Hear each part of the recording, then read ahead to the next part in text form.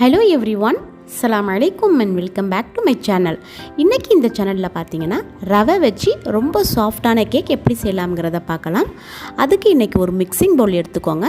அதுல வந்து ஒரு 1.5 கப் அளவுக்கு ரவை சேர்த்துக்கலாம். 1.5 கப்ங்கிறது கரெக்ட்டா 300 கிராம் வருது.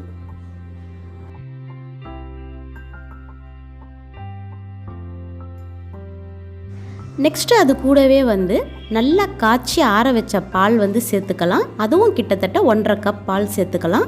1.5 கப்ங்கிறது 300 ml வருது.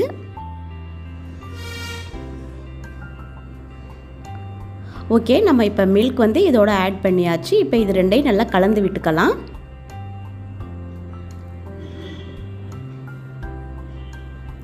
இப்போ இதை வந்து ஒரு 30 நிமிஷத்துக்கு வந்து நம்ம ஊற வச்சிடலாம். அப்படியே இதை ஒரு மூடி போட்டு மூடிடலாம்.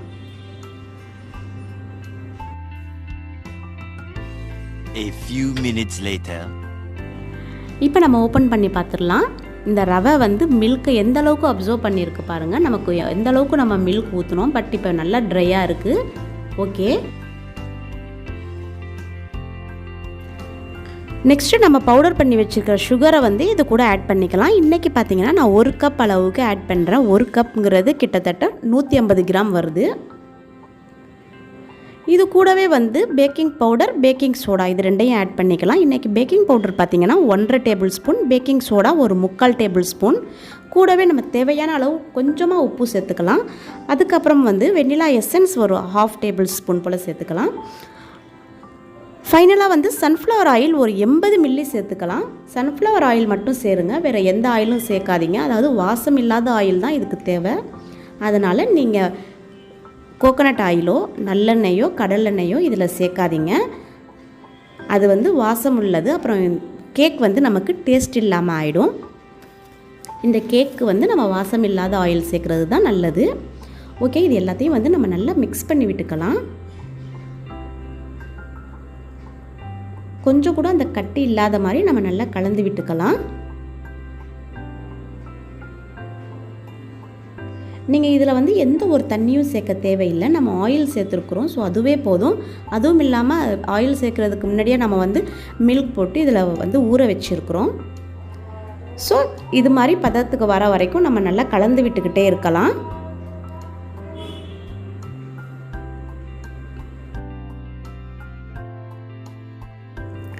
நெக்ஸ்ட்டு ஒரு இட்லி பாத்திரம் எடுத்துக்கலாம். அது உள்ளார வந்து ஸ்டாண்ட் வச்சுருங்க. அதை வந்து 20 மினிட்ஸ்க்கு ப்ரீ ஹீட் பண்ணிக்கலாம். அதுக்கப்புறம் ஒரு கேக் மோல்டு எடுத்துக்கோங்க. இன்றைக்கி நான் இது மாதிரி அலுமினியம் டின் எடுத்துருக்கிறேன். அது உள்ளார வந்து பட்டர் பேப்பர் சேர்த்துக்கலாம். அந்த பட்டர் பேப்பர் மேலே வந்து நம்ம ஆயிலோ இல்லை கீயோ வச்சு நம்ம இது மாதிரி ப்ரஷ் பண்ணி எடுத்துக்கலாம். நெக்ஸ்ட்டு நம்மளுடைய கேக் பேட்டரை வந்து இது உள்ளார சேர்த்துடலாம். நம்ம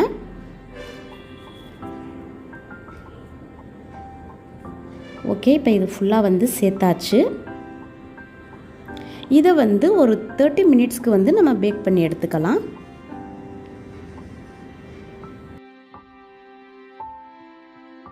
A few minutes later. இப்போ 30 மினிட்ஸ்க்கு அப்புறம் நம்மளுடைய கேக் வந்து ரொம்ப சூப்பராகவே பேக் ஆகிருக்கு பாருங்கள். அதுக்கு ஒரு டூத் பிக் வச்சு நம்ம குத்தி பார்க்கலாம். இப்போ எனக்கு ஒட்டல, ஸோ கேக் நல்லாவே பேக் ஆகிருக்கு. நமக்கு இஷ்டப்பட்ட நட்ஸ் வச்சு நம்ம ஆர்கனைஸ் பண்ணிக்கலாம். இன்றைக்கி பார்த்திங்கன்னா நான் கேஷ்யூ தான் லைட்டாக ஃப்ரை பண்ணி வச்சுருக்கிறேன். அதை வச்சு நான் ஆர்கனைஸ் பண்ணிட்டேன். அவ்வளோதான், ரொம்ப பர்ஃபெக்டாக வந்திருக்கு. இப்போ இதை வந்து ஒரு பிளேட்க்கு வந்து நான் ஷிஃப்ட் பண்ணி காட்டுறேன்.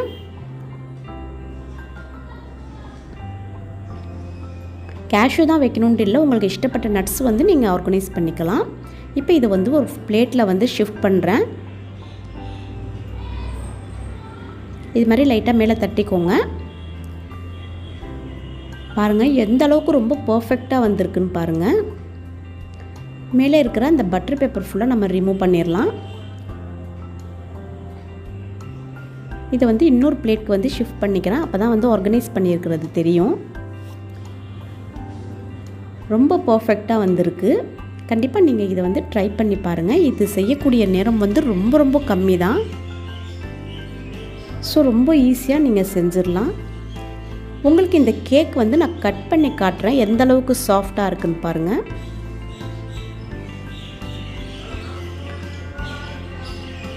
ரொம்பவே சாஃப்டாக இருக்குது.